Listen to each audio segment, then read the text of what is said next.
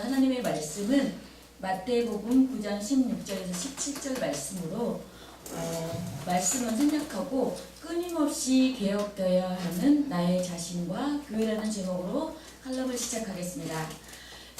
돌아오는 이번 주일은 종교개혁주일 500주년을 맞이해서 우리가 내 자신과 또 교회를 또 나의 가정과 또 직장과 사회에 대해서 과연 어떤 모습으로 지금 여기까지 왔는가 돌아보는 귀한 시간이 됐으면 좋겠습니다. 예나 지금이나 어렸을 때나 어른이나 똑같다면 정말 우리는 살아가는 의미가 별로 없겠죠. 오늘 본문 말씀은 예수님은 승천하시면서 당신을 따르는 제자들과 무리들에게 예루살렘을 떠나지 말고 아버지의 약속하신 성령을 기다리라고 말씀하셨습니다. 제자들과 무리들은 그 예수님의 말씀에 순종하여 예루살렘에 머물러 있는 것이 위험했음에도 불구하고 예루살렘을 떠나지 않고 열심히 기도하다가 오순절 날 약속하신 성령을 받게 되었습니다. 성령의 충만함을 받게 되면서 교회는 엄청난 속도로 부흥하게 되었습니다. 교회의 부흥을 막기 위하여 사탄의 시험이 시작되었습니다. 그것은 스데반의 순교로부터 시작되었습니다. 스데반의 순교 이후 예루살렘 교회에 대한 무서운 핍박이 주어졌습니다.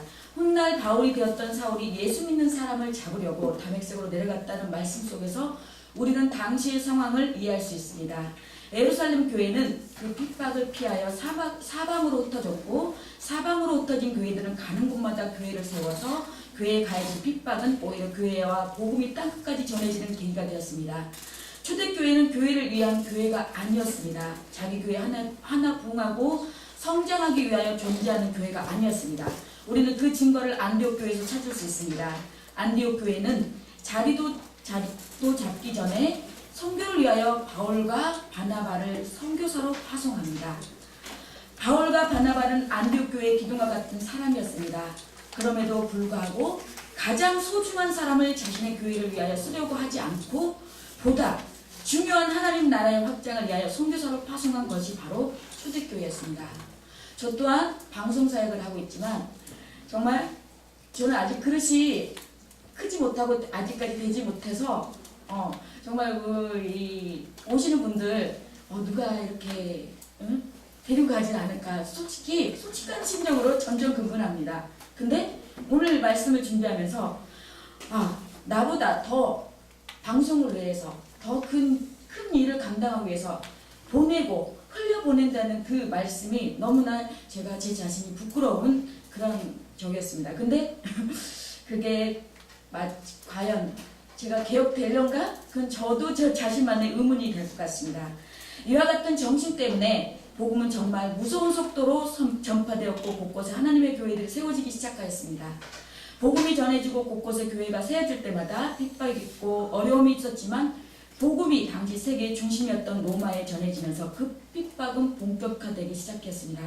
수많은 순교자들이 생겨나게 되었고 교회와 교인들은 그 핍박을 위해 지하 묘지와 동물로 숨어 생활을 해야만 했습니다. 그러나 그럼에도 불구하고 기독교는 쇠퇴하지 않았기 때문에 오늘날 한국교회가 그래도 이렇게 있지 않나 생각해 봅니다. 말로 닿을 수 없는 핍박이 300년이나 로마에서 계속되었지만 기독교는 끈질기게 순교를 당하면서도 그 생명력을 이어갑니다. 그러다가 드디어 313년 콘스탄틴 황제 때 기독교가 공인을 받게 되고 얼마 후 기독교는 로마의 국교가 됩니다. 여기서 우리는 사도 바울은 생명을 걸고 예수님을 믿었던 사람입니다. 그래야 누구보다도 예수를 잘 믿었던 사람입니다. 그러나 그는 스스로 다 이루었다고 생각하지 않았습니다. 뒤의 것은 잊어버리고 표대를 향하여 달려갔습니다. 그는 끊임없이 자신을 개혁하는 사람이었습니다. 갈렙은 자리 펴고 누워있어야 할 나이에 여호수아에게 산지를 달라고 부탁했던 사람입니다. 젊은이들도 두려워 도전하려고 하지 않았던 정복하려고 하지 않았던 산지에 도전하였던 사람입니다. 저들은 모두 끊임없이 자신을 개혁할 줄 아는 사람이었습니다. 자신이 성공과 자리에 안주하지 않고 그 때문에 부패하지 않고 그것들을 잘 사용하여 끊임없이 새로워지는 사람들이었습니다. 중세 교회가 국교가 된 것은 결과적으로 축복이 아니었습니다. 오늘날 우리 한국교회의 많은 대형교회들의 성장과 성공은 결과적으로 우리 한국과 한국교회의 축복이 되지 못하고 있습니다. 국교와 성장과 성공의 발목 잡혀 그것을 탐닉하다가 교회의 본연의 사명을 잃어버렸기 때문입니다. 끊임없이 새로워져야만 하는 사명을 잊었기 때문입니다. 끊임없이 개혁하는 교회가 되고 나 자신이 되길 예수님 이름으로 기도하면서 이제 말씀을 맺겠습니다. 사랑하는 ITS 방송 성도 여러분, 종교개혁을 500주년 맞이한 한국교회는 지금 어떤 상황에 있습니까? 저는 오늘 정말 공부하는 60이 다 돼서 지금 공부하는 전도사님으로부터 정말 충격적인 말을 들을 수가 없습니다.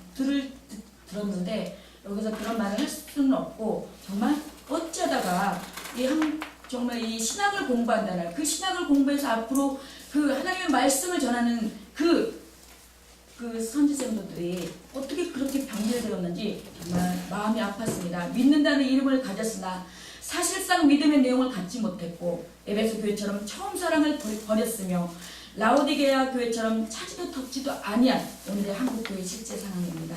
아니 이것이 저와 여러분의 상황이 아닌가 생각해봅니다.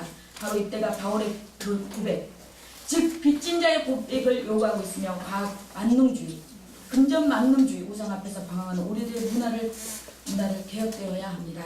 그러므로 종교개혁의 성경적인 원리, 첫 번째 오직 하나님께 영광을 위하여 하나님 앞에서 오직 믿음으로, 오직 하나님의 말씀으로, 오직 은혜로 자신의 삶을 개혁하는 저와 여러분이 되시기를 예수님 이름으로 기도드립니다. 감사합니다. 아멘.